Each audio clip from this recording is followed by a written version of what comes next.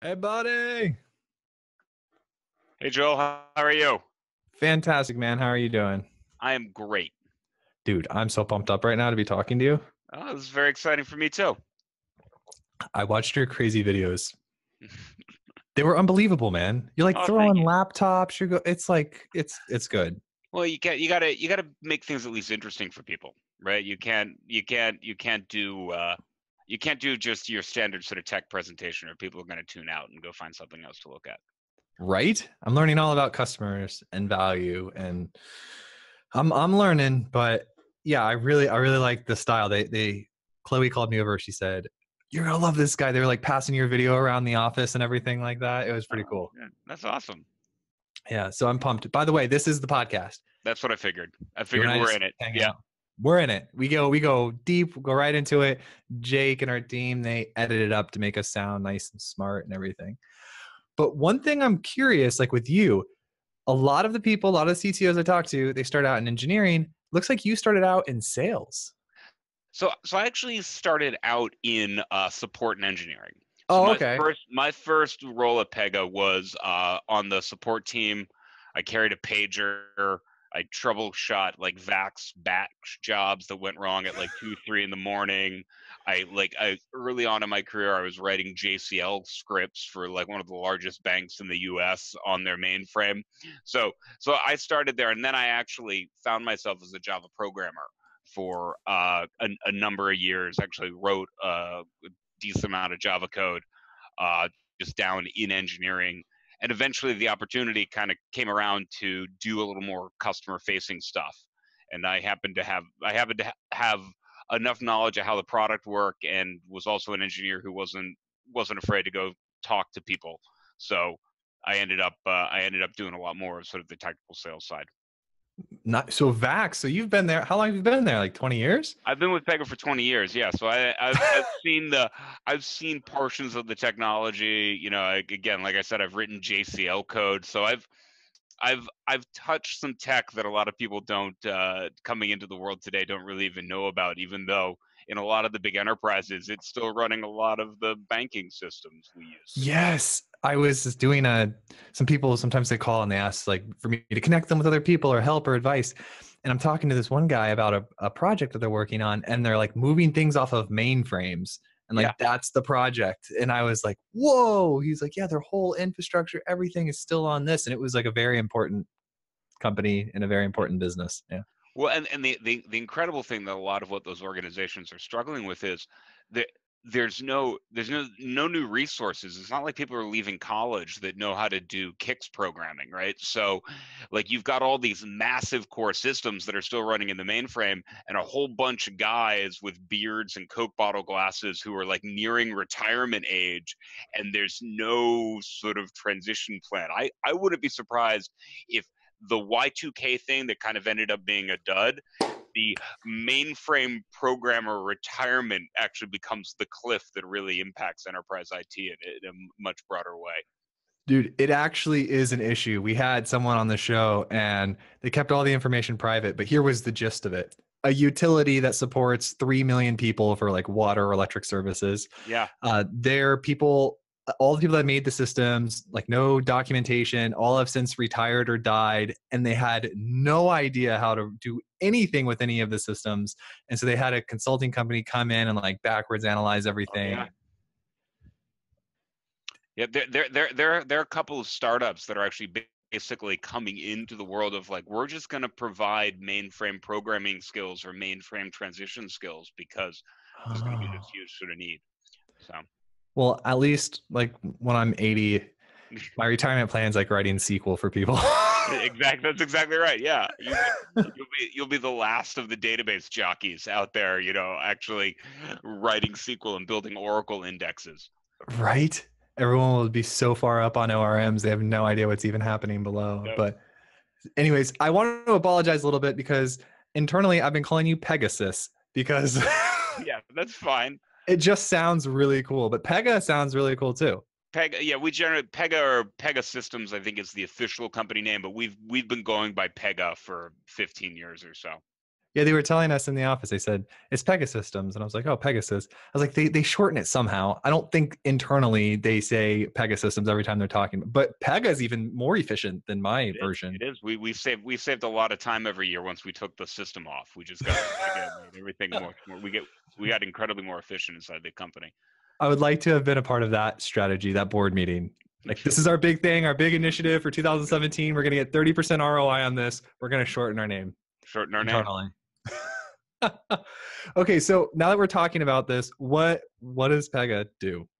So we're in the business of helping some of the largest organizations in the world make the really complicated world of digital transformation simple, right? Okay. And we really do that. We really do that in two ways. We really look at how do we help these organizations engage their customers in a way that is more personalized, more direct, drives better value on both sides of the equation, and then how do we help them get their work done? Like, how do we help automate and manage the big processes that are a result of things like servicing customers and onboarding new customers? So bringing that one-to-one nature to customer engagement while also then being able to automate all the processes and experiences that come out of the back end of that. I like it. I think I watched the video a little bit about that. I like how in the video you actually use like real terms, and that was pretty cool. Yeah. I kind of refer to what we do as we help companies make decisions and we help them get work done, right? So if you look at a company like Sprint or Commonwealth Bank of Australia, Commonwealth Bank of Australia uses Pega across 18 different channels, and about 50 million times a day, our software figures out when I'm talking to this customer, what's the conversation I should be having? Should we be recommending a service to them? Should we be offering them a new product? Should we just thank them for having been a customer for 10 years? But what's the conversation that's going to be most valuable to the customer? And it's really just about making those decisions using all the data. That's where the AI stuff comes in, and doing it in real time. And then on the get work done side, we work with organizations like Cisco to manage all of their order fulfillment, or like Google uses us, believe it or not, to manage how they roll out changes in their network. Oh, that's awesome. So it's cool. And part of what makes the job fun is we work with the largest organizations in the world. So we're really tackling some of the hairiest, most complicated problems, which, the engineer, that stuff is how do we solve this? How do we make this work? And how do we help this big company through both the technical and cultural transformation that they need to go through? Oh, really? So you've learned both parts then. You know how to not only do it technically, but then deal with all the people issues. Yeah, I think you have to. The one of the things that we're talking about at our upcoming conference, we talk about that make decisions, get work done as sort of like brain, right? Make decisions, and muscle, right? But increasingly, we're also talking about, well, it's brain, muscle, and also heart. How do you actually understand, when you're driving big transformation, like in some cases, the technology's got to be really good, but the technology is the easy part. How do I get my people to come along with that change? How do I get marketers who are used to sending out batch and blast email campaigns every month to totally change their way of thinking and think about each customer interaction as a one-to-one experience? How do I get, engineers that are used to being code jockeys and cranking out a whole bunch of handcrafted code to give some of that control to the business to use model-driven or low-code tools to build some of these applications themselves? The making that human transformation in the business, I think, is equally as powerful or as important as, actually getting and standing up a SaaS instance somewhere, right? So, Hey, do you know who Gary Vee is? No.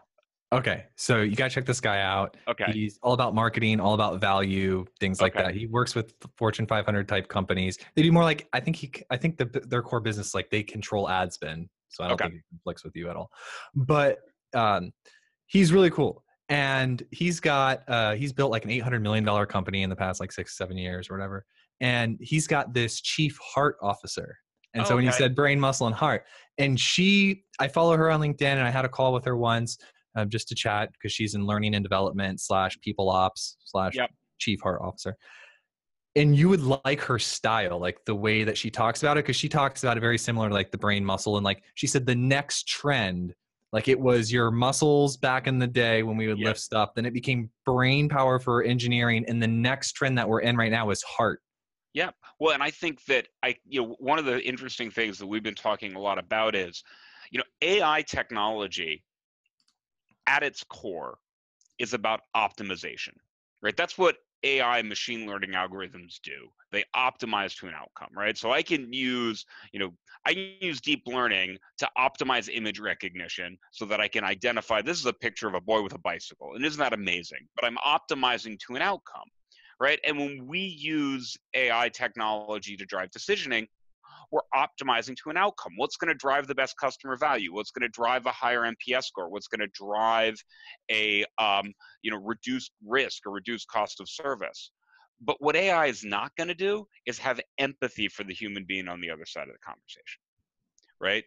What AI is not going to do is understand how to listen to somebody like a customer when they're having a really troublesome moment and create the human relationship that actually makes them feel better, right? Yeah. That's going to take a customer service agent, not a chatbot, to make that happen.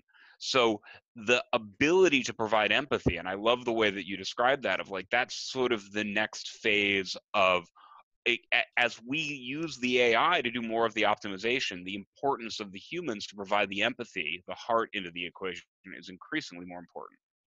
And I love it. And right when you said 50 million times a day, Yeah. I instantly was like, what are they doing with machine learning right now? Because they have loads of data, and that's exactly what you need to do Yeah.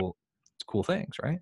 Yeah, so and that's like the Commonwealth Bank of Australia is using a lot of machine learning for that. They do some stuff that they call we call adaptive modeling, and they're to get a little techie, they're naive Bayesian machine learning models. So they're feedback loops, right? That are taking a series of predictors, figuring out what those predictors recommend, making the recommendation, taking an action, and then feeding back whether or not it was successful so that the thing can learn. And what they've done is they've deployed about 250 of those adaptive models across all these different channels and different outcomes they work with. And in their mind, that's the equivalent of 25 data scientists working for 3 years. And they deployed those 250 models in about 2 weeks.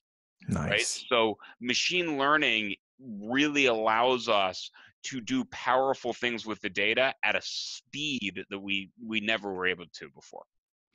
I'm interested in you for a second. Something popped Okay. into my mind while you were talking. Okay. You made these zigzag transitions throughout the organization. You're at Java, you're doing some sales, and now you're CTO. Yep.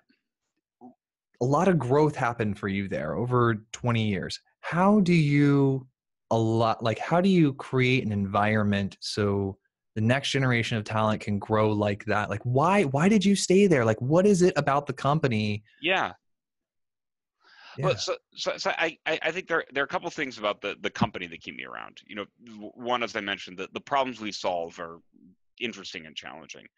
The technology we work with is exciting. I touch AI and robotics and microservices and SaaS and all these different areas of the technology space. So I never feel like I'm being left behind by where the market is going. The company's growing, and it's exciting to work for a place that's growing, but also dealing with the growth, challenges of a growth company. That's an exciting thing to be a part of. But probably most importantly, the people I work with are people I like the teams I work with in product management and in corporate strategy and in sales, and the fellow people in marketing. They're people that I enjoy seeing every day. Right? Yeah. That's fundamentally what makes work worthwhile. And the thing that I tell people on my team and that I try to grow is I think that there's a degree to which, and hopefully I'm not saying something sacrilegious as a CTO here, but a lot of technology skills, it's just syntax. If you have curiosity, if you have problem solving capability and you know how to take a problem and break it apart into pieces, right? And then put those pieces back together, The actual syntax of writing Java code or Lisp or Perl or JavaScript, that's syntax. And guess what? We're going to release a new framework and new code every couple of years, and the guys at RedMonk are going to show us what's going up the programming language thing. That's going to change, right? But you can learn that if you've got the curiosity and the problem solving skills to pick it up. So having that curiosity and having problem solving skills is hugely important. But I also think the people skills side of it is increasingly more important. The the need for people who are just pure engineers or pure data scientists is going to become less and less. Oh, every day.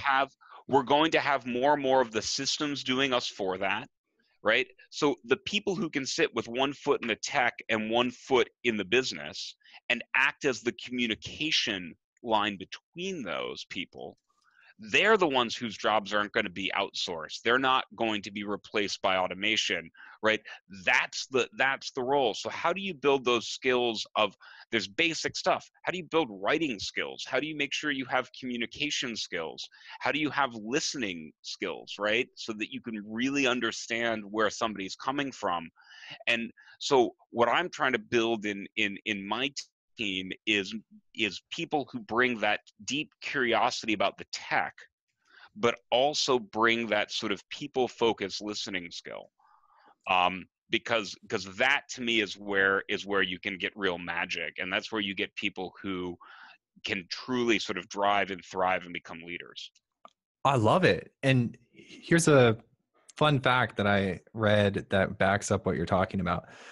Global Economic Forum, right? Yep. They're like global. They're the global economic. It's in the name.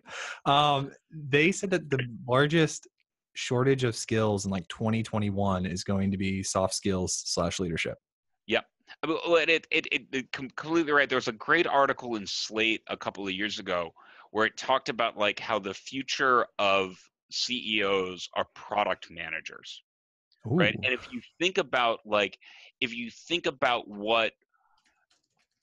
that means, well, what's a product manager? Well, a product manager is somebody who can sit and bridge that line between the technology, how we do this stuff, and the need on the business side, and act as that communication channel, right? And when you think about what kind of skills would you need a CEO to have in today's world, well, that's it, right? So I completely agree with that sort of world of skills development and world of where people need to be, and that's what I always joke, but I'm serious about it. Like, spending 25 years doing improv comedy was as useful in my career development spending 7 years writing Java code. Because the skills around listening and communicating and collaborating that you pick up from going and trying to make an audience laugh with 5 to 6 other people every night, right? Those kinds of soft skills and the boot camp you get on those soft skills, to me, is equally as valuable as I can go read through a piece of Java code and tell you what it's doing, right? And understand the underlying componentry of how a Java system is put together or a cloud system is put together. No, I like that when I read it in your bio, because I did the like comedy boot camp thing at our local comedy theater, and I did it a couple times for fun. But the important thing that I picked up from that is it gives you an extreme sense of self-awareness, of timing, of conversations, of how people react to different things. Writing a book will do that too. You put a book out there, everybody sees it differently, and you get all this feedback. You're like, whoa, I didn't say that, but I'm glad you found it useful. Yeah. Yeah. But another thing to back up what you said, which I'm liking you more as we continue to talk. We called up the CTO of Verizon, Hans. We're like, hey, Hans, I'd love to have you on the show. By the way, so cool, because we emailed him directly and he like just picked up the phone and called us. Great. Yeah. I know. I was like, what?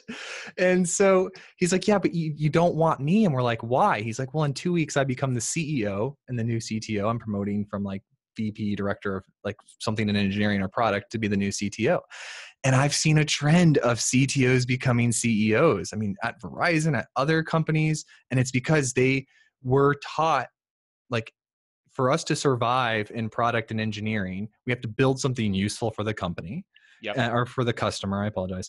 Build something useful for the customer. And in order to do that, you have to understand them and know them, like, really, really well. Yeah. And yeah, so like, and then I find some CEOs don't do that. And I'm like, well, you're supposed to be like the chief of connecting the customer and the company, you Yeah. know? Well, So. and yeah, and I think it's really interesting. I'm still amazed when I hear in our clients business leaders who say, well, like, well, I'm not very technical, and to which my response is, well, how do you plan? What's the plan for thriving in the world that we live in today without having some understanding of the technology, right? I mean, it's a truism, but if you're a bank, you're a software company that moves money around via ones and zeros. Like, that's what you do. So having an understanding of how your technology does that seems to me to be pretty vital to, actually leading, thinking, and driving the future strategy of what that organization is going to do. Oh, it's so important. I mean, especially cross-generational communication, which is something I've got an article for you too. I'll send it to you. Okay. One past guest, Brad Sosa, AVI systems. So like when you're watching the baseball bat Oh yeah, swing yeah. on TV and they show you all the metrics, well, one of their divisions, I think they're about the size of your company. One of their divisions, like they hook up the sensors and then they sell those packages and those wipes and those transitions Yeah. to like ESPN and stuff. Okay. But they're a really cool company. They also do like neonatal video conferencing, like if you have like in the hospital, it's just wide array of stuff. But he has this great article that talks about a conference room. And you go into a conference room and he shows the perspective of how each of the generations will see that conference room and either think it's awesome or think it's horrible or think it's difficult. But yeah, communication to your audience, and especially cross-generational when you're talking with customers, right? Yeah. Like they said, they're non-technical. Well, first of all, that's not true. They have a supercomputer in their pocket, so Right. that they can operate effectively enough to get food, take them places, and move their money around. So yeah, I think it's a lot about perspective of looking at it. Well, and I think you get a good point, which is the customer, the end customer, is increasingly, whether they know it or not, far more technically savvy, and especially as we move generationally, right? I mean, my kids. So I've got a 7-year-old and a 10-year-old, right?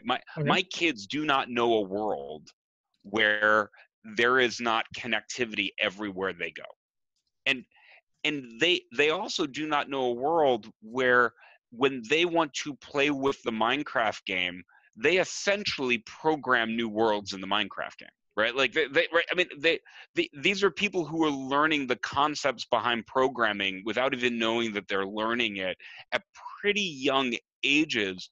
So I think the kinds of software that we're going to see come out of that generation, especially as we're enabled by, all these tools that basically make the startup cost nothing because you can get cloud services and you don't even need to write code because you can just drag and drop most everything that you want to do. The kinds of solutions that generation is going to be able to put together is going to be pretty amazing. And I hope we, as the current generation of leaders, open the communication channels enough to let some of that in and let those insights sort of drive where things could go. Yeah. So speaking of communication and openness, have you checked out like the Elon Musk Starlink thing that he's doing? No, I haven't followed his Starlink. Okay. So I hope I'm getting the name right, but this weekend I had 5 minutes while my kids were sleeping. Right? Yeah. I've got like 19 months and 2 months, so a boy and a girl, Okay. and so I'm like right in that early stage. But I like to follow him on Twitter, and I click on on the article.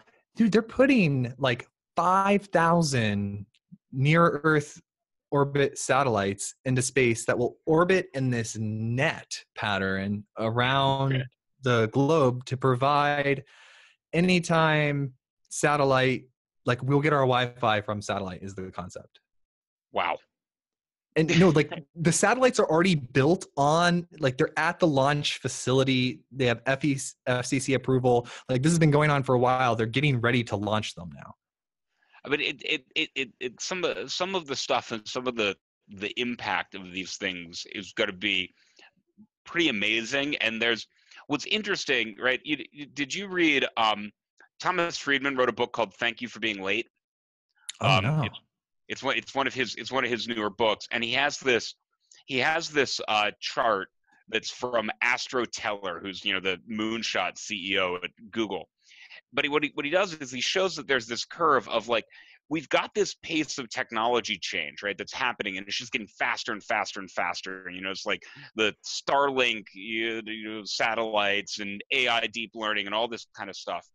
But it's reached a point that it has probably surpassed our ability as humans to keep up with the pace of technology change. Yes. And so much of the gating factor in what goes on in the world is not going to be about the technology's ability to support it, right? Self-driving cars are not going to be because we don't have the requisite amount of vision capability and decisioning capability and intelligent capability that we can put into a car.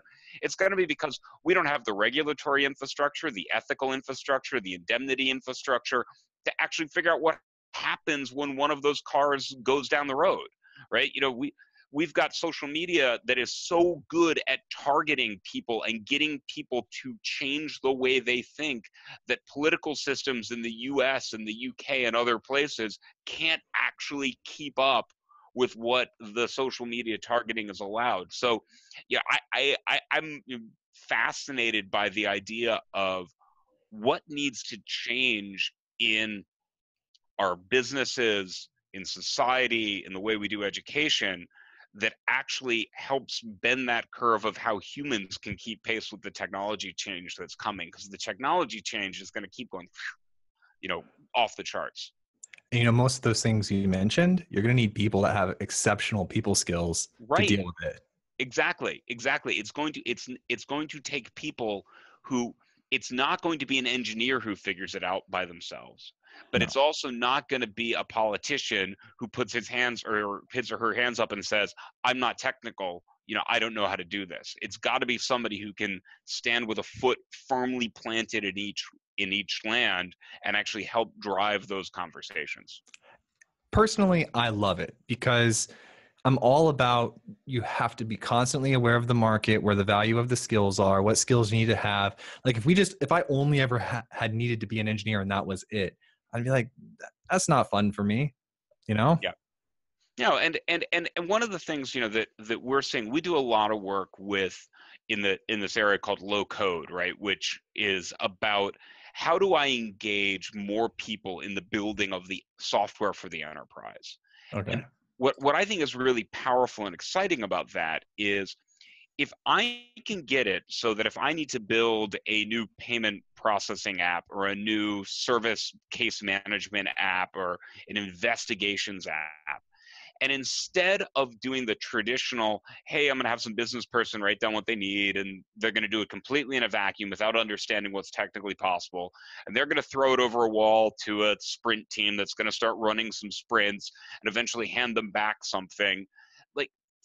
But if I can actually get those business people to put hands on keyboards and actually start designing the solution and become aware of what the technology can and cannot do and what's easy and what's hard, not only do I get stuff out the door a lot faster, we've seen 10, 12 times faster than doing this in traditional code, but I also get stuff that's more innovative, that meets the needs of my business better. And perhaps most exciting is you create these career opportunities for people. You can take somebody who has spent their previous part of the career sitting on the floor of a contact center in the floor of a business operation and say, hey, you can take that knowledge now that you've amassed and use it to actually change the way that this function in your company runs through technology. So you're creating not only just great opportunities for businesses to change and solve problems, but career opportunities for people in those organizations.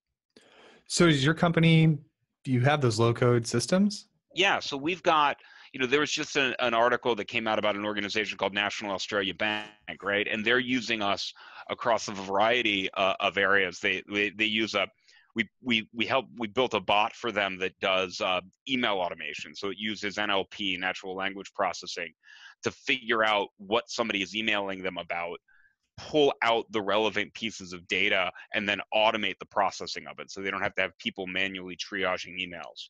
But they're also running a program that they call Universal Workflow. So they've got a team from IT, and they take our low-code application platform, which lets you, build stuff just by dragging and dropping, and they go into business areas and they say, look, we're going to send one business analyst, we're going to sit down with a couple of your business experts, and together in a couple of days we're going to build you an app that addresses this business problem, and then hand off you the skills to maintain it and evolve it and change it going forward. And if you can do that, you can start tackling a lot of these little problems across the business that oftentimes IT hasn't gotten to, or business people have built, little duct tape and baling wire systems on access databases to solve. And I can solve it in a much more coherent way, but I can also give the business some control so that they can make some of those changes themselves. Yeah, because those projects, they just collect dust, get unmaintained, then you Right. struggle with departments about resources and who's going to Right. wait. So is this like the word BPM? That's like huge in the low code world, right? What does that mean? So BPM is business process management, right? And BPM has been around. It's also beats per minute, but in the software world, it's business process management. DJ Don here. But the business process management, which as both a software capability and as a discipline, has been around for a long time. And what BPM tools were about was, well, if instead of designing a business process on Visio, right? Remember, if anybody remembers Microsoft Visio, but how we drew business processes, and then handing it off to somebody, what if I could just draw the picture and that generated the application? Oh, come And on. yeah, and that's fundamentally how you build stuff in Pega. So like when you build apps in Pega, you drag and drop a picture of, here are the steps that my process needs to go through. Here are the things that need to happen at each stage or step. If I need a UI, I drag and drop and say, these are the fields I want to show at this point of the screen. Here's the layout I want to see on my desktop. Here's how I want to adjust the layout if it shows up on a mobile device. And we generate and make the app for you. Come on. And Is it self-service? Could I like go register or no? so you could, if you go to pega.com right now, you can sign up for a free trial and check it out. Like I could actually like build a little process. You can build a little process. Yeah, totally. Because You could be building. You could build a little process in about 20 to 30 minutes. because I've got a legitimate interest right now. So we do the podcast, right? We have all the entries in a spreadsheet, and then we have like a billion check boxes, and we do all of that. And I've been considering using some of my engineering resources to build some system to help us deal with all the clips and the content and everything like that, and the management of that being posted on social media and firing off information. So like we could probably use that to build something. Yeah, you could use that kind of what we do to build something. Now, in all honesty, we primarily sell that stuff to Fortune 500 companies. So you might have a hard time getting one of our sales reps to call you back. But it's self-service. That's cool. But you certainly could sign up for the free trial and kind of and build that out. But that's exactly what we're doing. And what we've built the technology to do is to make sure that you can do that actually at the scale of somebody like a National Australia Bank or a Ford Motor Company or a Roche Pharmaceuticals, where not only do I need to do that little app, I need to build 500 of those little apps. And I want to make sure that if I build connectivity inside of one of them to a system, I can reuse it every other place, and that I'm making sure that data that needs to be secure stays secure, that my app is GDPR compliant if I have rules that I need to deal with. So being able to allow that degree of control and simplicity, but still let IT maintain some of the governance and some of the security and some of the reuse aspects that at any kind of massive organization, you're always going to want to have in place. So you must have built this platform app store thing that's multi-tenant so companies can have their own app Yeah. stores and like Yeah. tons of Yeah, to get into a little bit of the tech, right? So we have a core technology we call the Pega platform, right? And that's our core product. We have also built apps on top of those products. We have a customer service desktop that like Oh, somebody like cool. American Express uses to do all of their customer service processing, or Anthem uses to handle all of their member servicing. Um, we have a marketing engine, which is what I was talking about with Commonwealth Bank of Australia, or Sprint, or Vodafone uses all across Europe to do real-time marketing to their customers. And those are all built on top of that platform. Um, and then the way we deploy it is because of the size client that we work, we actually chose a number of years ago to go with a more of a virtual private model. So when we deploy a system for, say, Sprint, we do it in a private tenant for them on our cloud. So Mm. they don't have to worry about security concerns, data intermingling, etc. We've built the cloud operations that allows us to upgrade and maintain this and do all the ops stuff for them so that they get that SaaS experience, but they get a degree of isolation into their world. The other thing that we think is really important on the cloud side is, especially at the enterprise level, we are moving into a multi-cloud world. And what I mean by that is organizations are going to not be in a one-size-fits-all cloud. So, for example, Google, who we do all of this network operations stuff for, they don't need us to run their cloud-based software for them. Right. Right? They're pretty good at that. They have an offering called Google Cloud, right? They're smart enough to know that we do a lot of our cloud-based stuff with AWS, so they probably don't want to pay us to do a AWS app for them either. But we give our clients the option to take a Kubernetes container, a sort of box that we put the app in, and Google can go run it themselves. So Google runs us on the cloud, but they manage it, and they manage it on their cloud. And what was interesting to me, I was out at Google Next, which is their big event they did in San Francisco a few weeks ago, and they just announced a whole new offering in their cloud service called Anthos, and it's basically all about supporting this kind of model where Oh, cool. they're basically saying, like, if you can use Kubernetes, we can manage your workload, whether you want to run it on Google Cloud, whether you want to run it on AWS, whether you want to run it on some iron you have sitting behind your firewall. So we're trying to make sure that while we continue to grow our own cloud hosted SaaS business, we continue to allow our very large enterprise customers the ability to deploy what we call cloud choice, to put this on the cloud that they want to run it if they have a different option they'd prefer. It sounds cool. Cloud choice. Cloud choice. Yeah. I like it. Yeah, the multi-cloud or cloud choice world seems to be, at least at the enterprise level, where organizations are headed. So I'm giving a talk on like Friday Okay. about digital transformation, like what I've learned talking to all these great leaders about digital transformation. You're like right in the heart of it. Yep. What's a big trend? What's a I need some content for my talk. All right. So what there are two aspects of digital transformation that we spend a lot of time talking about. And the first is this aspect of, how do you engage your customers? First and foremost, digital transformation, I think, is about understanding today's customer, right? And expectations for the customer due to a whole bunch of reasons, right?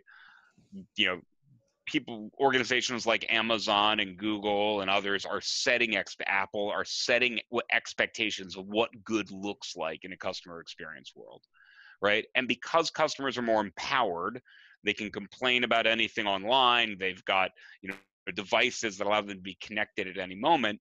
They expect things to be easy. They expect things to be seamless, right? So when they are using their mobile app and then they walk into a store, they don't want that to feel like a completely disconnected experience. And they want things to be personalized. They want it to be about them, not, a generic sort of view. And the challenge that we see at the organizations that we deal with is when you really look at a large enterprise, they weren't built to deliver that. They have massive systems. They have redundancies and legacy complexity. They have silos that have split the business into operational chunks that don't work nicely together. So the big challenge of digital transformation is how do you deliver that easy, frictionless, seamless, personalized experience that a customer wants, yet do it with a bunch of technology and silos and organizational structures that were never designed to work that way, right? That's the fundamental challenge from an enterprise perspective that we see. So what we Do you have help the them, answer? well, Pegasystems. Pegasystems. So I don't think we have the answer, in the sense that I don't believe technology is ever a silver bullet, right? But I do think we've seen enough to know that there are mistakes that organizations make and how to avoid them, right? So one of the big mistakes that we've seen organizations make is they jump into and try to solve things at the channel level, right? So we're going to digitally transform. We're going to build a chatbot, right? Or we're doing digital transformation. We're going to build a mobile app, right? Digital transformation, everybody wins, right? Well, but and I heard an SVP from one of our competitors stand up at a conference recently and say, the chatbots that everybody knows and loves. To which my response was, I don't love chatbots. Like, I don't think there are many customers that are like, oh, great, I get to talk to a chatbot. Right? So Usually my mental thing is like, are you kidding me? right, exactly.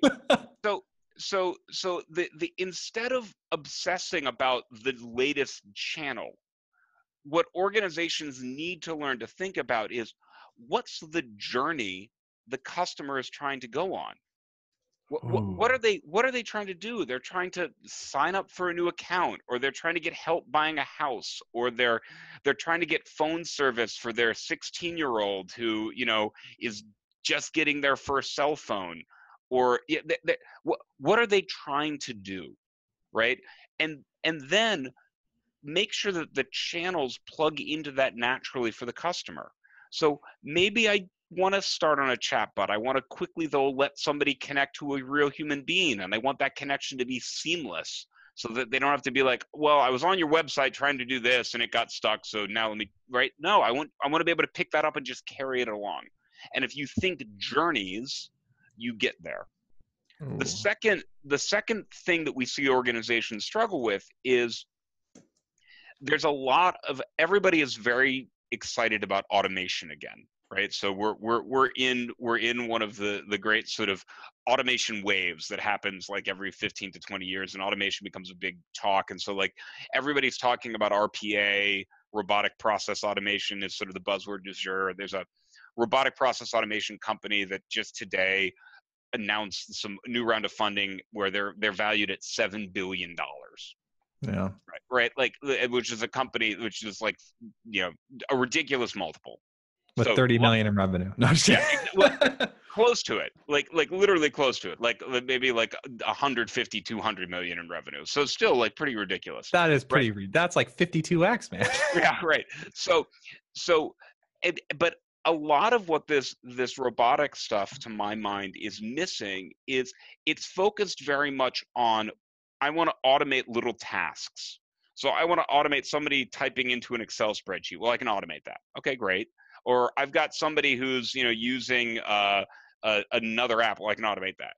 And I think that's great. I think like doing that and in continually improving the productivity of an organization is fine. But at the end of the day, that customer journey and the reason that you have processes in your business to begin with are because somebody somewhere wants an outcome, right? Somewhere at the end of that process is an outcome. Like, I want you to fix my broken service. I want you to figure out why that charge I didn't make showed up on my credit card and make the charge go away.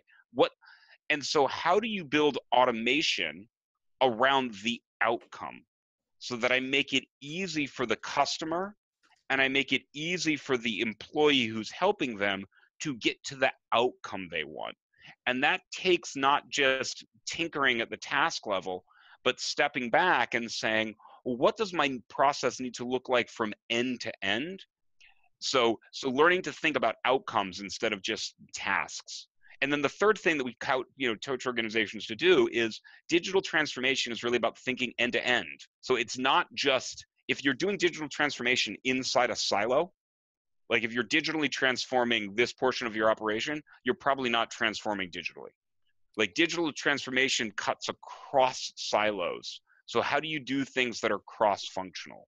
So those are sort of the areas where we try to guide organizations to fix stuff. I think it takes a certain type of leader to actually stand up in the organization and make that kind of change. So It's interesting as you're talking, I'm thinking about like how companies can screw this up. All right. right. And so like, let's say a company did some technological advancement or improvement in a silo. And the example that flew through my mind a minute ago was like, if they didn't do it in accounting because accounting's too complex, and instead over here, but a key value to the customer is being able to access their accounting. But like if Verizon made it so like you could do everything in their app, but like adjust your bill pay because right. their accounting is like, that wouldn't be digital transformation. That's right. And if you don't fix the process, right? If you don't make the process better, and the process has to cross all the aspects of your business, and all you do is you stick a mobile app up there, all you're doing is exposing the customers to your crappy processes, right? You're making. That's funny. Here's my legacy system. See them fast. Right.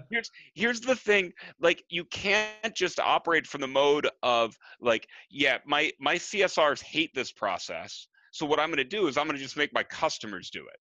So the calls and the meetings you must have, I can imagine, like, obviously it's like a rare case, no. but I'm just, my mind is filling with all of the possible weird situations you have. Our customers are actually pretty enlightened, right? So, the great thing that we have is we've got the benefit of people who have, when we end up working with clients, we're working with people who get this, right? And they see this vision. And to your point earlier, they really care about their customers and their employees as humans, and are thinking about, yes, profitability and yes, growth, but also how do I make that a great experience for my customer? How do I make the day-to-day experience of my CSR better so that they're happier? So when they talk to the customer hears a happy person talking to them. Oh yeah. Right. So that, and it's so that's, that's what we get to work with. And from a technology perspective, what we try to do is offer those people what I, talked about earlier, that ability to make those real-time decisions to figure out what the customer needs, and the ability to do that automation that cuts across the silos to manage the work from end to end. So I don't think that that's, all of digital transformation. There's lots of other pieces that fall into there, but I think from, helping organizations figure out how do I map that customer experience you want to deliver and actually do it in the world of systems and silos that you actually have, that goes a long way to actually helping these organizations on their transformational journey. Yeah. You seem like very well versed in this process, especially for the large companies. And the cool thing I like about you is you can't escape in life the reality that your vibe attracts your tribe, right? Yeah. So because you're so passionate about it, because that means your organization's going to follow suit, which means you also have customers who are passionate about it. Yeah, I like that. Well, that's what right. I mean, I get the same thing talking to you. You get when you're passionate and excited about this stuff, right? That's what gets whether it's customers, whether it's partners we work with, whether it's our fellow employees. Like that's what makes everybody want to get up and come to work and actually come and do this stuff, and sometimes roll up our sleeves and do sometimes what is hard, challenging work. Well, we're excited and passionate about it. Well, this is one of the best descriptions, at least like how everything tied together with all the different examples and how well it was articulated of digital transformation that I have ever experienced. So I'm definitely going to include you in a little shout out. I took notes while you were Oh, talking. great. Yeah, I liked some of like think journeys, not channels. Like that was like a really good one. And I'm going to include that in the talk. We'd Give you a love shout that. out. That Yeah. we'd love that. So. My job, like selfishly, is like amplifying signals, right? Like Yeah. you guys have this brand, this personality, this group of people. If I bring awareness to that, Yep. then it benefits me because you're judged by the people you introduce to, right? Yep. Yeah, and well, like we appreciate that, and I think one of the things that part of what I think my job is as CTO is to help evangelize the technology, help amplify a little bit of our signal right out to other CTOs at our client base and CIOs and people in the organizations that we work with who are trying to drive the same kind of change that we support, right? Because I think with all of this, we're the other thing about digital transformation is there was a Forrester report that came out recently, and there was some stat where it was something like, 20% of organizations reported that they had completed their digital transformation initiative. and I was sort of like, I got to the I had that sort of Princess Bride moment where like you keep using that word. I do not think it means what you think it means. Like if you've completed your digital transformation, I don't think you've really done digital transformation. I think you've done a project. But so much of digital transformation is about just accepting the fact that we're in a world of constant change and constant reinvention, and how are you building the technology and the teams and the culture that allows for that on an ongoing basis? And I love that. So I pulled up my talk while you were talking so I could give you the notes. Yeah. So it starts out with the right culture. So one thing I picked up from Bryson, who's the CTO of Equifax, was talking about digital transformation with him. And he made this amazing point that you have to first determine if you have a culture that accepts the change, that will accept digital transformation prior to actually trying to push any digital transformation down the pipeline. And I was like, oh, what a good point, right? Yeah. Yeah. And then I'm going to include stuff about you in there. I have stuff about empowering people. So like once you have the culture, you have to empower people and explain and talk about it. Leveraging experts. I'll probably include you in that, right? Like third parties that understand the areas that you are unfamiliar with, because trying to learn it your own from scratch is just bypass that learning curve, right? Exactly. And then vision and discipline, like having a very clear vision of what it looks like for your company and your customer, and then the discipline to stay that course, because it's not easy. Like there will be issues in digital transformation. Yeah, and you need to be able to again, some of these terms we use all the time, like fail fast or fail forward, but you need to accept the fact that this is an ongoing and learning thing, and part of agile is allowing yourself to have a couple sprints that you screw up, like, oh, we went down the path, that didn't work, okay, great, that's all right, because every 2 weeks we can reset and we can keep moving, and that's the only way you kind of keep this culture going. And I think the people who can do digital transformation fundamentally understand that and have a degree of comfort with it. Again, they all need to take improv classes because you learn that sort of that sort of comfort. But I do think that is a big factor in it. So shout out for that, right?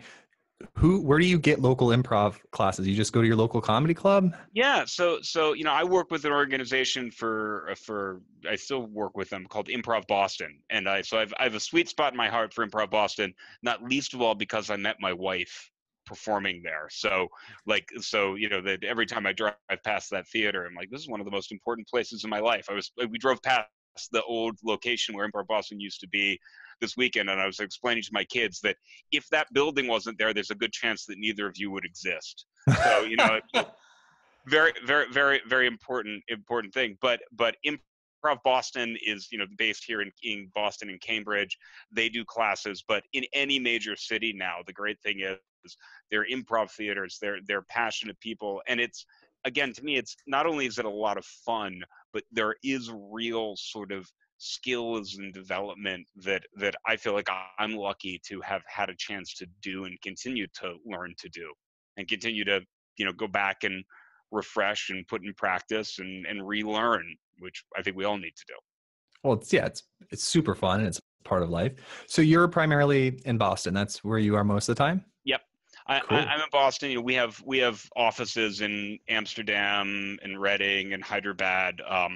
But I work across Boston, and then I get to spend time with our customers kind of around the world, which is nice. That's like the best part, right? It is. We had some cool customers. One of them does the animation for the Lego movies and like Happy Feet and Oh my gosh. yeah, they're called Animal Logic and they're out in LA and they're also in Australia and Canada. But those are like the 3 areas that they are. Okay. Yeah, but they also did it's like odd. They did like the Matrix, and then they had like a 10-year gap, and then they do all these animated features. Well, I mean, and that's to me, it's really neat to be able to, one of the things you asked about early on was, what are the skills, that you try to encourage. And I always try to tell people on my team that you need to be relentlessly curious about the technology, but you also need to be relentlessly curious about our customers. Like, what are their problems that they're trying to solve? How are they using the technology? What works for them? What doesn't work for them? Because fundamentally, that's the connection that we as people in a product organization and a marketing organization need to help build. How do I help understand what our customers need so that I can connect that to the technology that will help solve their problems? Boom. That's why I like you. You say this stuff I agree with. Oh man, it's good. And you guys right now in tech, I looked up on LinkedIn. It said you have about 5,000 or so people. Yep. I don't know how accurate LinkedIn is. How many of those are like in the IT engineering? We've probably got about, I'm guessing now, but I'm gonna guess about 2,000 in engineering. So with a big, we have a headquarters of product and engineering here, but we also have a big engineering presence in Hyderabad. We have engineering offices in Krakow and Amsterdam and a couple other places around the world. But yeah, we're very fiercely committed to engineering. Our CEO, I think, is at his heart an engineer in many ways. So we look pretty relentlessly and pretty deeply at the technology and how you build it in a way that is rock solid, built to scale, but also really easy to use. Nice. So you have a solid foundation. Yeah. Yeah. So I'll be out. I have, Vistaprint. Oh yeah. They're owned by Simpress, but they're out in Boston. Yes, they are. Yeah. I have some friends who work over there. Okay. Do you know the CTO, Martin? I do. I've not met Martin. Oh yeah. He's really cool. Yeah, he's got like, if you look at his LinkedIn picture, he's got this hilarious like dinosaur shirt on. It's pretty cool. You would like him a lot. But I'm out there speaking this summer to all of like Vistaprint's all hands engineering thing. But maybe when I'm out in Boston, I'll come by and say hello. We'd love to host you here. Cool. Love to get to meet you in person. Yeah. Is there anything else you want me to push out to the audience? Anything else you want to get out there? Well, hold on. Let me look over at my PR guy. Are we good? He's PR guy's happy. PR guy's happy. All right. PR guy's happy. So I think we're good. I really appreciate the chance to talk to you. This has been a lot of fun. Yeah, it's amazing. And then Jake and Chloe will loop back to you about